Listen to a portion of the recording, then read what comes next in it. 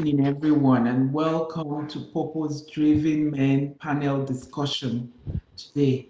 In the month of May, we've been discussing emotional intelligence, and it's been such a wonderful conversation. It's been such a blessing to my soul, and I believe to all members of Purpose Driven Men.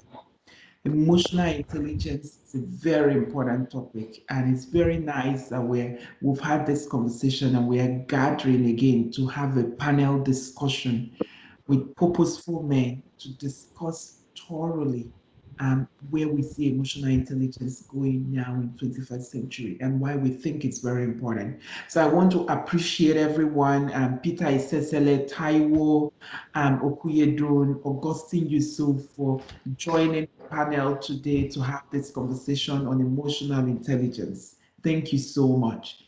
So let's get started today, panelists. What do you think emotional intelligence is? Let me start with you, Peter.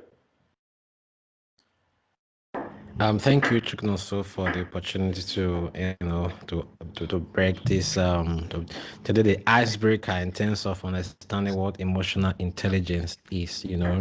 I think there are two words there, and once we really understand what emotions are and what it means to be intelligent, I think that really answers the questions, right? So we understand what emotions are in terms of relating to feelings and perception, how we respond to things, and then being intelligent is really handling those things, those emotions from the standpoint of, not just responding to things the way we think, or the way we just whatever way that enters our mind, right? So I would use the word intentional about our emotion. Yeah, I would describe that as being emotional intelligent, as in place of just neglecting things to just being,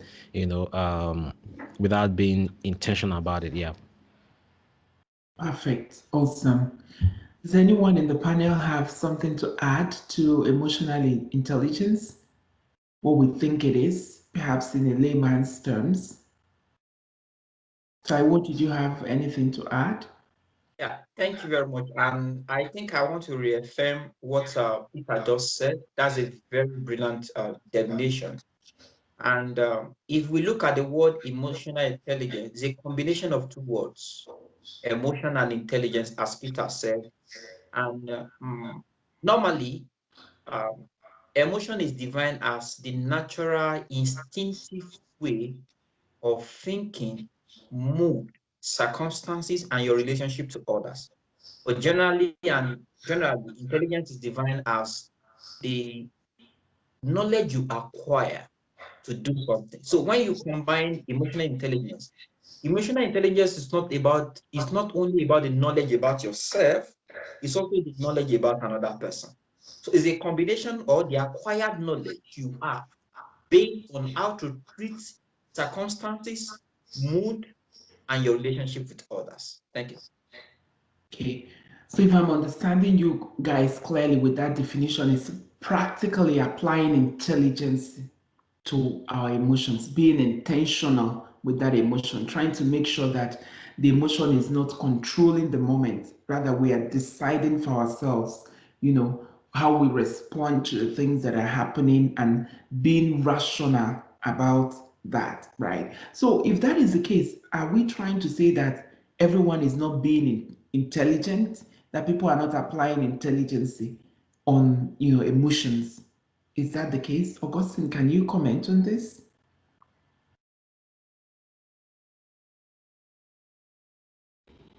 Thank you, Chukunonso.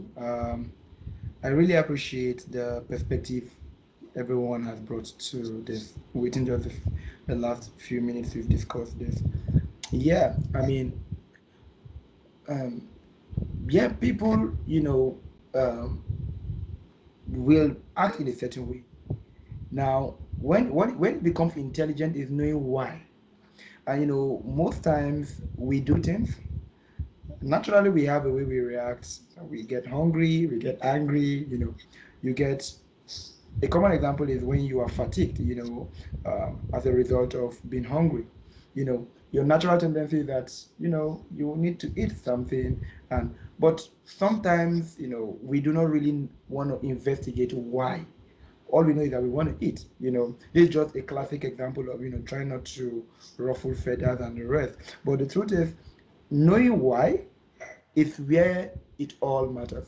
Asking yourself what, why. That is just the genesis of human knowledge. We've always asked ourselves why as we evolved. So it's about asking. So people, yes, will have emotions, act on it, but don't know the underlying factor. And knowing the underlying factor about yourself, how to comport yourself, like Peter and Taiwo said, how to interact with people based on the circumstances you found yourself in, is emotional intelligence. And you not knowing how to, why it is like that, and how you could, maximize whatsoever it is at that point to better yourself and to better others. And I think it's the lack of, emotional intelligence. Thank you very much, Konosi. Yeah. Can So I add something of what was yeah, said? yeah, When absolutely. I define intelligence, I said is the ability to acquire knowledge. Many people might be brilliant in academic wise now. Many people, most people, or few people are intelligent. Now, intelligence is not only about acquiring knowledge, it's about the application as well. So if many people knows that this is wrong, it's wrong to be angry at another person when something happens. Does it mean that when someone is angry at you, you also know that you are not going to be angry? So the ability to apply also applies to intelligence as well. Thank you. Yeah. I think that's a very powerful way to put it. That, because someone might think, are you trying to say that I'm not smart or I'm not intelligent? But that second component of intelligence is really very important. It's really practical, right? You know something, but it's another thing for you to actually apply that same thing that you know, right? And it's very useful. And that's really what's happening in the world we live now, is that people are not applying intelligence, at least a significant level of intelligence to emotions that show up for them, being intentional about how they react, whether they want to react or be proactive about whatever emotion that has shown up for them. But it's in our power, right? But come on, Taiwan, this is to you now. I've had people use words like, well, I had no choice. There wasn't any choice. He or she offended me and I responded. Nobody could resist that kind of comment, right? So, let's say with this particular case scenario, what has gone wrong? Well, let me say there is no such thing like that. Humans evolved the language. And let me lay a foundation that every woman is unique. But despite our uniqueness, there's a need for change for some balances.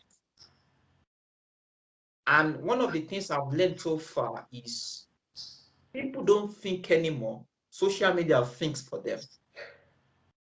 In what sense? The statement you just have now, many people will tell you don't need to become another person. Just be yourself. Just be yourself. But do you know that I will now finalize my statement and say that the third law of motion, do you know what the third law of motion says? It Yeah, says so action and act reaction. and reaction are equal and opposites. So action and reaction means that the word action is brought from the word acts. The word reaction means reacts. So you act is a force, react is a responsive force, the same exact force, and that is what the word system is working on. So you don't react, you respond, because response is based on your intuitive intelligence, which is your emotional intelligence. So most time people, when they are you a fool? You might be a fool. You understand what I'm saying? Because the acquired knowledge was not applied. You reacted to the circumstances and not responding. Thank you. So when people are reacting and they are saying, "Yes, I had no choice. I just had to, do what I did. Nobody, it was insulting. It was this. It was that." So what you're trying to say is that they actually have a choice in a situation, that they have the power to choose how they respond Can instead I? of reacting. Yeah. Matthew chapter 5, verse 39. Jesus make a very clear example. He said, if anyone slaps you, why would Jesus, it's counterintuitive to human nature. Why would someone slap me and I say, slap the second cheek? Literally. It's nonsense. So Jesus was saying that the ability to have the kingdom principles and ethics, you don't subject yourself to the nature of humans. You respond. And how do you respond? They say, wow, this guy responded, he didn't react. So you have a choice. Peter wanted to say something. Peter is Yes, like, yes. something. Yeah, I wanted to ask something very, very, very, very interesting. You know, you take that person that supposedly reacted that same way to a particular scenario. So let me give two instances. Two people do the same thing, and you were like, one person, maybe let's say the person, it's maybe your friend, or the person is not a prestigious person in terms of their rankings and the things they have, and then the person acting like, oh, I couldn't just control myself, it just happened like that. And then someone very prestigious, let's say the president, do that same thing. That person that mentioned that, I just couldn't control myself, and another prestigious person is doing it, the person is going to be able to control himself or herself. So that's what one of the things that Taiwo was saying.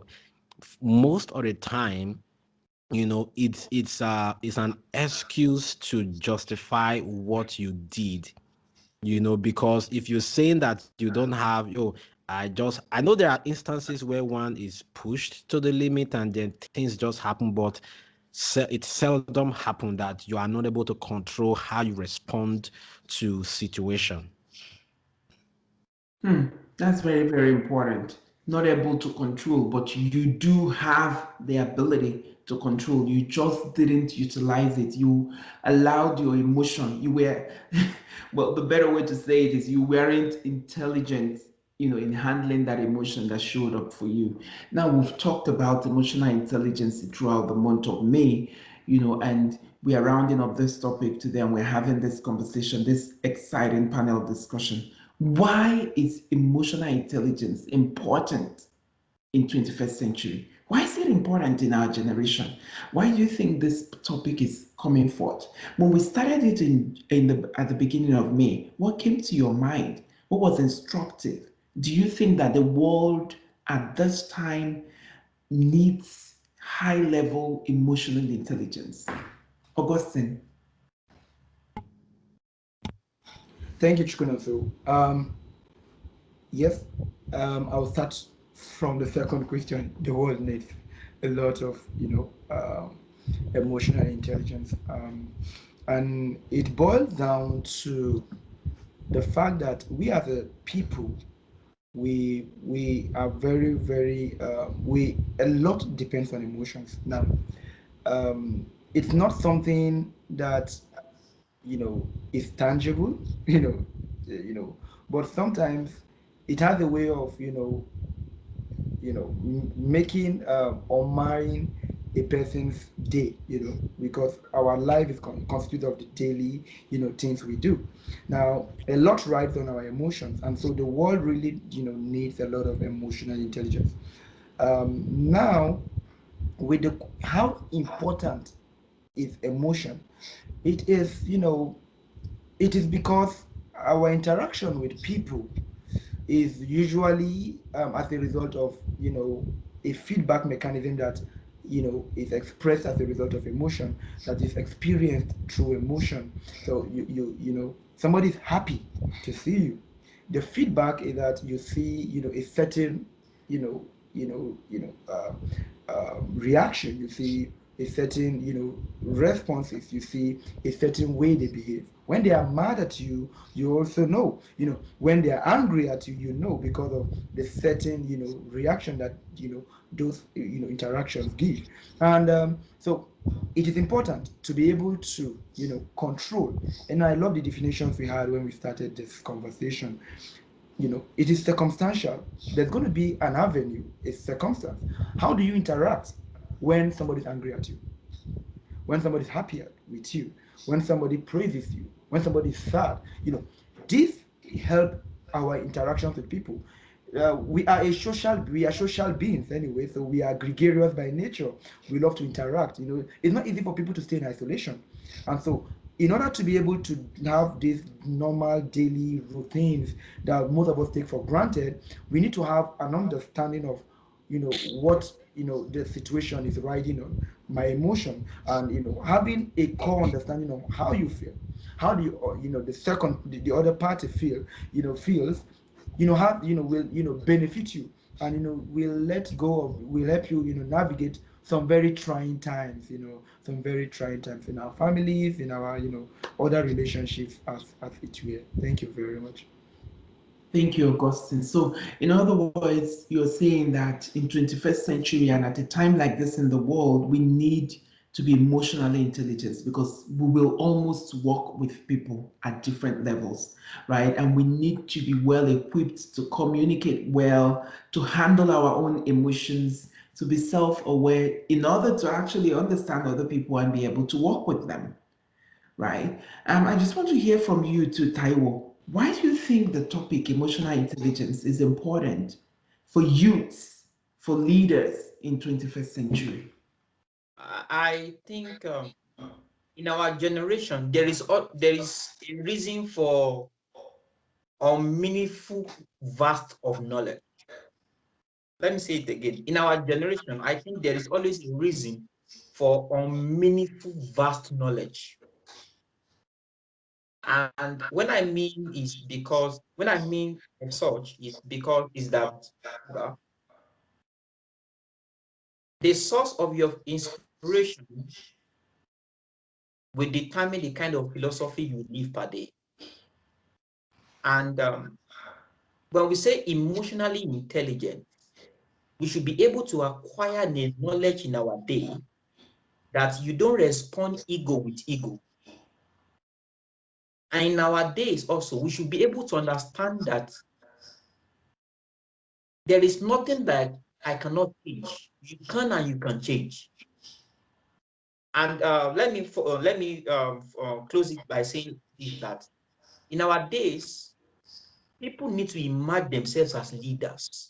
If you are able to see yourself as a leader, you'll be able to import yourself anywhere, anytime, even your closet. So in our days now, we have seen many things that goes wrong. Many people, in our younger generation, we believe that anything we know, we can put it outside. And let me close by saying this, that because you have the mouth to speak does not give you the license to talk. That's what I'm saying. So most of the time, if we are not, there's a part of emotionally intelligence rather, that says that you keep quiet because there is voices in your silence. Thank you. Yeah, so leaders need to be, with emerging leaders need to be emotionally intelligent, right? And so in the world that we live in now, where leadership is, a really needed skill, emotional intelligence is a necessity that everyone should actually try to have. Okay, let's take this a little bit further. So emotional intelligence that we've been talking about has, two main components. We are talking about self-awareness and self-regulation, and then understanding other people's emotion and empathizing with them. Let's start from self-awareness. Do you think that in the world we live now, that people are self-aware? And if not, how can we be more self-aware? Are there barriers to being self-aware? Peter, I'll put it to you. Yeah, so I think this is a good follow-up question from the last conversation about, in this generation, you know. I think a lot of the time, I know Ty also mentioned about, what the age has defined, people. There is a lot of tendency for people to, you know, to not be aware of themselves and instead focus on the awareness of not really empathizing with people, but they are trying to focus on understanding what is happening to other people are not really focused on recognizing what is happening to themselves, you know, because what some people do is to even run away from understanding their own self. You know, when things like that happen, maybe they can go on social media and say, okay, what is the latest thing that is happening to this celebrity? You know, what is the latest thing that is happening to this person? And then they try to analyze those circumstances, you know, and that way it becomes difficult to even understand your own self. These people can spend time analyze, like, you know, oh, this is the way this celebrity reacted to this other person.